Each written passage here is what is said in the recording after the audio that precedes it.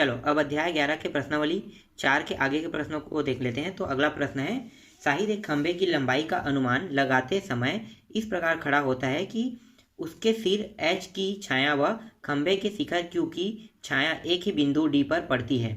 यदि DE बराबर 1.6 metre और DF बराबर 4.4 मीटर हो तो खंभे की लंबाई क्या होगी, जबकि शाहिद की लंबाई 1.2 मीटर है। तो यहाँ पे हमें क्या बताना है, इस प्रश्न में हमें Q से F की लंबाई हमें बताना है। ठीक है, तो अब देखो यहाँ पे आपको एक चित्र दिखाई दे रहा होगा। इस चित्र में देखो आपको दो त्रिभुज दिखाई दे रहा होगा। ठीक है, नहीं दिखाई दे रहा हो तो मैं आपको बता देता हूँ कौन कौन सा है। देखो एक बड़ा त्रिभुज है QFD, एक बड़ा त्रिभुज हो गया। अब इसी के अंदर दूसरा बना है HED, मिल गया दोनों त्रिभुज। अब यहाँ पे ये दोनों त्रिभुज है वो एक दूसरे के समरूप है। समरूप का मतलब सेम कोण होना। ठीक है, सेम कोण होना। तो संगत भुजा की कोण जो है वो सेम होता है, उसे हम क्या कहते हैं, समरूप कहते हैं। ठीक है, सर्वांग सम अलग होता है, याद रखना। सर्वांग सम क्या होता है, भुजाओं का बराबर होना, लेकिन ये सर्वांग सम नहीं है, सिर्फ समरूप है। क्योंकि सर्वांग सम होने का कंडीशन क्या है कि दोनों जो त्रिभुज है उसकी आकृति भी सेम हो। ठीक है, आकृति सेम होने के साथ साथ उसके भुजा के जो मान है, संगत भुजा का मान, वो भी सेम होने चाहिए, तभी क्या होगा, वो सर्वांग सम होगा। अगर भुजा का मान समान नहीं है तो सर्वांग सम नहीं होगा। ठीक है, तो यहाँ पे भुजा का मान सेम नहीं है, भुजा का जो मान है वो अलग अलग दिया हुआ है, इसीलिए ये सर्वांग सम नहीं है। यहाँ पे सिर्फ ये समरूप है। ठीक है, देख लो समरूप कैसे है। ये कितने अंश का कोण बना है, 90। तो ये भी 90, देखो दोनों संगत भुजा संगत कोण है। यहाँ पे देखो ये जितने अंश का कोण बनाया है उतने अंश का ये वाला कोण बनाएगा। फिर ये दोनों देखो जितने अंश का कोण बनाएगा, यहाँ पे दोनों बिंदु पॉइंट यहीं पे, तो उतने अंश का कोण यहाँ पे बनाएगा। इसका मतलब ये है कोण जो है वो ये डिसाइड करता है कि ये समरूप है या नहीं, ये डिसाइड करता है। ठीक है, तो कोण से हम समरूपता की पता करते हैं और भुजा से हम सर्वांग सम की हम पता लगाते हैं। तो चलो आगे देखते हैं।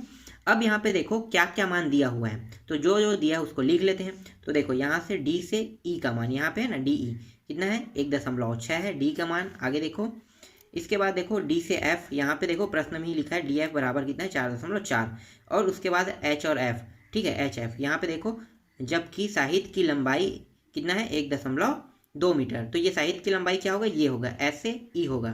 ठीक है, H से E शाहिद की लंबाई कितना है, H से E 1.2। और हमें ज्ञात क्या करना है, Q से F की लंबाई। तो यहाँ पे लिखो QF बराबर x मीटर। ठीक है, यही हमें ज्ञात करना है। अब दोनों त्रिभुजों को लिखना है। तो देखो यहाँ पे आगे में लिखा हुआ है त्रिभुज, कौन सा त्रिभुज है, देखो QFD। तो QFD और दूसरा त्रिभुज क्या है, FED। और FED दोनों क्या है, समरूप है। यही चीज मैं आपको बता रहा था कि दोनों समरूप है। अतः आधारभूत समानुपातिक प्रमेय से, ठीक है, समानुपातिक प्रमेय यहाँ पे लागू होगा। अब चलो देखते हैं समानुपातिक प्रमेय क्या होता है। तो देखो यहाँ पे, ठीक है, यहाँ पे देखते हैं। अब ये देखो ये दोनों त्रिभुज है, वही त्रिभुज है जो मैंने बताया, ये बड़ा वाला त्रिभुज है, ये छोटा वाला त्रिभुज है।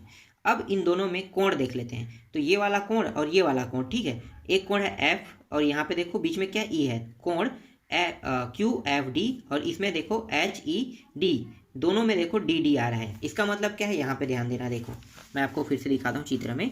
देखो यहाँ पे दोनों को कोण का मान क्या है, सेम आ रहा है। तो D और D दोनों में क्या है, 0 अंश। देख लो यहाँ पे कुछ नहीं है, मतलब 0 अंश नहीं है, जितने भी अंश होगा, लेकिन यहाँ पे मान सेम है। तो D और D दोनों कोण क्या है, बराबर है, ये बता रहे हैं। अब यहाँ पे हम AA समरूपता प्रमेय लगाएंगे। ठीक है, AA समरूपता प्रमेय क्या होता है।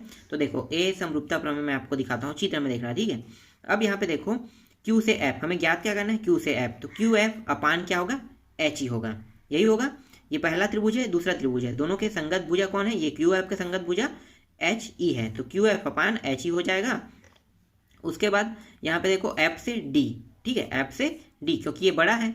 उसके बाद इसका छोटा आकृति क्या है, E से D अपान E से D हो जाएगा। इनके मानों को रख देंगे। इसका मान देखो, अब आते हैं यहाँ पर, डायरेक्ट आ जाते हैं। ठीक है, वही चीज़ जो मैंने बताया। देखो Q से F SE, ये बड़ा त्रिभुज से निकला, ठीक है, ये छोटा है। इसके बाद ये बड़ा है FD और ये छोटा वाला त्रिभुज का मान है। ठीक है, संगत भुजा है। इसका मान कितना था, x था, इसका जो मान है 1.2 है, इसका मान 4.4 और इसका मान 1.6 है। हल करते हैं तो x को यहीं पे रहने देते हैं, 1.2 को इस साइड ले आते हैं। तो क्या होगा, नीचे से ऊपर जाएगा तिरिया गुणा के रूप में। तो ये आ गया, यहाँ पे आ गया, देखो।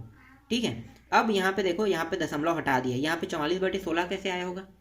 तो 44/16 है ना, वो जब दशमलव हटाएंगे तो क्या हो जाएगा, देखो दोनों जो मान है नीचे में अपान 10 लग जाएगा, इसके नीचे में अपान 10 लग जाएगा, 10 10 दोनों में देखो ये दूसरा पद और चौथा पद होने के कारण कट जाएगा। ठीक है, अभी आपको समझ में नहीं आ रहा है, लेकिन आप डायरेक्ट इसको ऐसे लिख सकते हो। अगर ये दो पद दिए हैं, ठीक है, दो पद दिए हैं और दोनों दशमलव में, तो डायरेक्ट इसको 44 और इसको 16 आप बना सकते हो। मैं यहाँ पे शॉर्टकट में बताऊंगा, आप इसे 44 बना सकते हो और सीधा 16 बना सकते हो, दो पद हो तो 16 बन गया और ये 44 बन गया। अब इसको भाग देते हैं, तो देखो 4 के पहाड़े में ये भी कट रहा है, 4 चौक 16 और 4 एकम 4 11, 11 बार में कट गया तो 11/4 आया। अब देखो यहाँ पे सिर्फ एक पद दिया है, अगर मैं इसको इसमें से दशमलव हटा इसको कितना लिख सकता हूँ, 12/10। ठीक है, 12/10 लिख सकता है। अगर दो पद होता ना तो यहाँ पे 10 नहीं होता, ठीक है, कोई दूसरा मान होता है, लेकिन यहाँ पे एक पद है इसलिए 12/10 आ जाएगा। अब दोनों को फिर हल कर लेते हैं। ये देखो 4 एकम 4 तिया 12 कट गया, 3 और ये 11, कितना 11 तिया 33 और 4 एकम 4। अब भाग दे दो, 33/10 से भाग देंगे, कितना आ गया 3.3 मीटर। अतः खंभे की लंबाई 3.3 मीटर होगी। ठीक, समझ में आया ये टॉपिक। चलो आगे देखेंगे नेक्स्ट प्रश्नों को। तो मेरे मोबाइल में स्टोरेज थोड़ा सा कम है, इसलिए मैं यहीं पे काट रहा हूँ, आपको एक एक प्रश्न के माध्यम से पूरा प्रश्न मैं आपको सॉल्व करा दूंगा। ठीक है।